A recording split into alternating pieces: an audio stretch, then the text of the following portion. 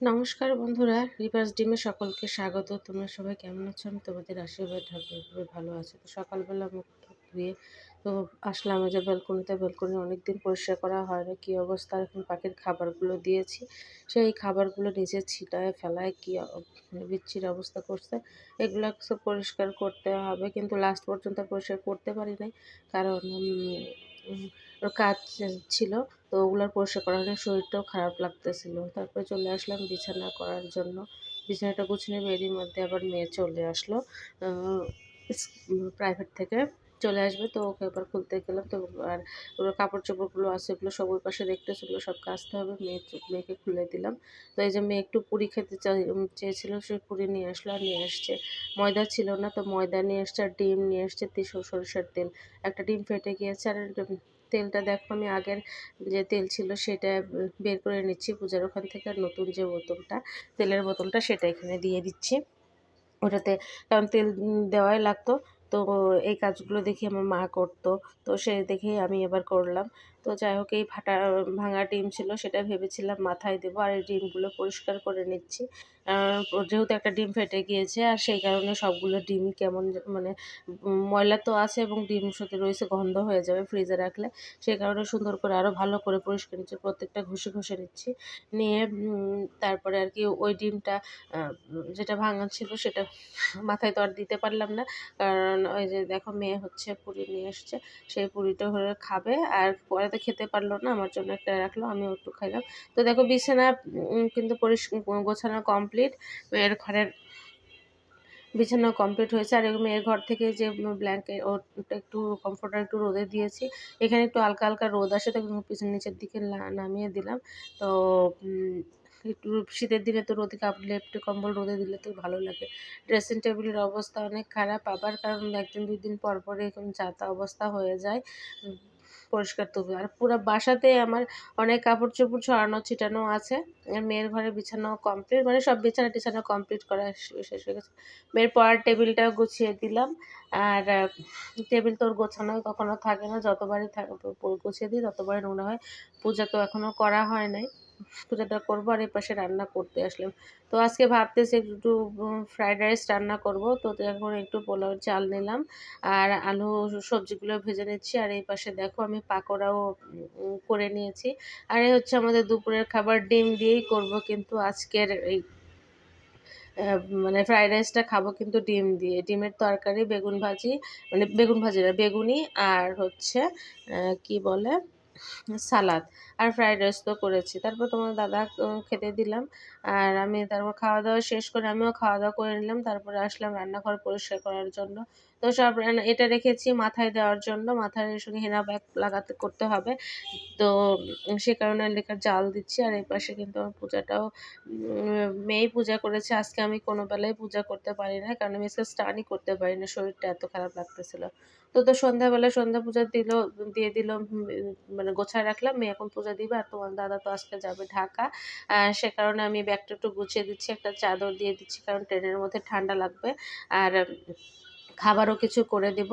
আ আর আমার শ্বশুরও আসবে আজকে, মানে বাবা ছেলে দুজনেই যাবে ঢাকাতে। তো এখনো আসেন নাই উনি পরে আসবেন।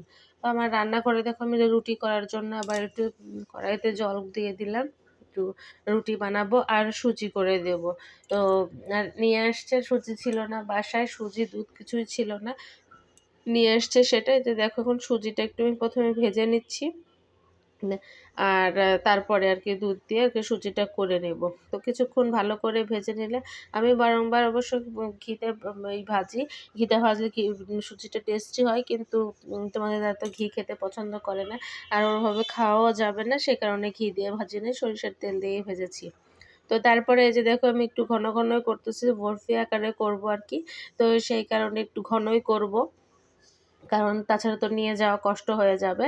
তো সে কারণে আমি এই যে করে নিলাম সুজিটা। তারপরে রুটিও ভেজে নিয়েছি, সেটা তোমাদেরকে দেখাইনি। এখন ওকে টিফিন বক্স করে দিচ্ছি। এদিকে কিন্তু আমার শ্বশুরমশাই বাসায় চলে আসছে। দেখানো হয় নাই। তো তাদেরকে খেতে দেবো। এই যে দেখো আমি সুন্দর মতো চাকু দিয়ে কেটে সাইজ করে নিয়েছি। আর এই বক্সে রুটি দিব, আর ওই বক্সে হচ্ছে দেবো সুজি। আর এদিকে খাওয়া দাওয়া কমপ্লিট করে নিল, নিয়ে এই যে তোমাদের দাদা কিন্তু রেডি হয়ে যাচ্ছে। আর এই যে ঘাড়ে দেওয়ার এটা কি জার্নি করার সময় এটা নিতে হয়, এটার নাম যেন কি জানি না। তো সেটা একটু উঠাই দিচ্ছি, বলতেছে যে একটু চেন লাগানোর জন্য। তো চেন তো লাগানো যাচ্ছে না, এভাবে ফাঁকাই থাকবে, তো জার্নি করবে কিছুক্ষণ পরে ওটা লাগবে। তো সে কারণে আর ব্যাগে না দিলাম, ওর মধ্যেই খাবার দিলাম। এই যে দেখো আমার শ্বশুরমশাই বের হয়েছে, দাদাও কিন্তু রেডি। এখন বাজে 10:30। ট্রেন হচ্ছে 11টার থেকে, পরের ট্রেন আধা ঘন্টা লেট ছিল, যাই হোক। তো কিন্তু টাইম মতো তো ট্রেনের সময় মতো কিন্তু যেতে হবে, ট্রেন যতই লেট থাকুক না কেন তাদের নির্দিষ্ট সময়ের মধ্যে যেতে হবে। আমি বারবার বলতেছিলাম তোমার দাদাকে যে একটা সোয়েটার জ্যাকেট পরার জন্য, তো লাস্ট পর্যন্ত সে জ্যাকেটটা পরে নিল, বলতেছে ঠান্ডা লাগবে না। আর এই পাশে টিকিট খুঁজে পাচ্ছে না, বলতেছে এখানে টিকিট রেখেছিলাম। পরে টিকিটটা অবশ্য পাওয়া গেল, কারণ কোথায় রেখেছে সেটা কাগজের মধ্যে রেখেছে, তো তো সেখানে খুঁজে পাচ্ছি না। আমি বললাম যে টিকিটটা একটু সামনে বের করে নাও। পরে অবশ্য পাওয়া গেল, এখন সম্পূর্ণভাবে দুজনেই রেডি। খাবার টিফিন বক্সটাও খাবার টাবারও সব দিয়ে দিয়েছি। জল তো বোতলও দিই না, বললাম যে বোতলটা একটা বাইরে থেকে কিনে নিও। তো যাই হোক, ওরা এখন ঠাকুর ঠাকুর করে রওনা দিয়ে দিবে। দেখো ওরা রওনা দিয়ে দিয়েছে। শ্বশুরমশাই জুতাটা পরতেছে, তো দাদা আগে বেরোয় গেল, এখন থাকবো শুধু আমরা মা মেয়ে। ওরা সোহাগও আজকে নাই, কারণ ও তো বাড়িতেই বৃহস্পতিবারে বাড়িতে যায়। তো ওরা আর কি চলে গেলো, তো আমি উপর থেকে একটু ভিডিও করতেছিলাম, ওদের যাওয়া আর কি ভিডিও করতেছিলাম। তো দাদা বারবার বলতেছিল গেট টেট ভালো করে লাগে, শুয়ে পড়ো। আর ট্রেন পরে যে আমাকে ফোন দিল যে ট্রেন আধা ঘন্টা লেট আছে, কিন্তু তাড়াতাড়ি তো গেল, বের হয়ে গেল। যাওয়ার পরে আর তারপরে আমরা খাওয়া দাওয়া করে নেবো, মেয়ে তো তখনই, মেয়েকেও সঙ্গে সঙ্গে খাবার দিয়ে দিলাম বের হয়ে যাওয়ার পর। তো আর তারপরে আমিও খেয়ে নিব। আমি ভাত রান্না করেছিলাম, ভাত কেউ খেলো না। দুজনকে ফ্রাইড রাইস শেষ হলে সেটাই খেলো, তো আমি শুধু ভাত খাইলাম। আর তারপরে একটু ইসবগুল ভুষি, অনেকদিন ইসবগুল খাওয়া হয় না, তো ভাবলাম একটু ইসবগুল ভুষি খাই, কারণ প্রবলেম হচ্ছে। তো এই ছিল বন্ধুরা সারাদিনের ভিডিওটা যদি ভালো লেগে থাকে অবশ্যই লাইক কমেন্ট শেয়ার করব। তো স্কুলে বসে খেয়ে কিছুক্ষণ ফোনের কাজ টাজ করে তারপরে শুয়ে পড়লাম।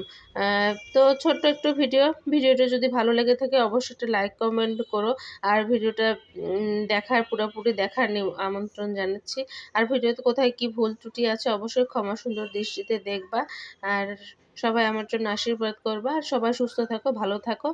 সকলকে শুভরাত্রি জানিয়ে ভিডিওটা শেষ করব। তো এখনই আর কি যাব ঘুমাইতে। তো ঠিক আছে, এখন আর কি রাখতেছি।